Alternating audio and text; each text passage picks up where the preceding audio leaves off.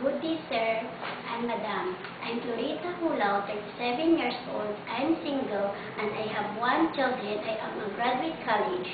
Miss Florita, why do you want to work in Hong Kong? I want to work in Hong Kong to earn money to support my family. Hello, Miss Florita. How are you?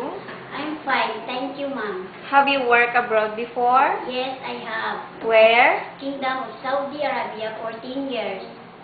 How many members of the family have you served? They were 5 in the family. How many children and how old are they? These 3 children and are 10 to 18 years old. Do you know how to take care of newborn baby? Yes, What were your main duties? cleaning, take care of a baby and children, cleaning, ironing, and washing the clothes. Can you sing a children's song? Yes, ma'am. Will you try? Kiss me in the morning, kiss me in the night. What kind of recipe can you cook well? Filipino food, Arabic food, Western food. Can you follow recipe book? Yes. Will you describe your personal character? Faithful, honest, understanding. How do you perform as a good domestic helper? I will follow all the rules and regulations my employer.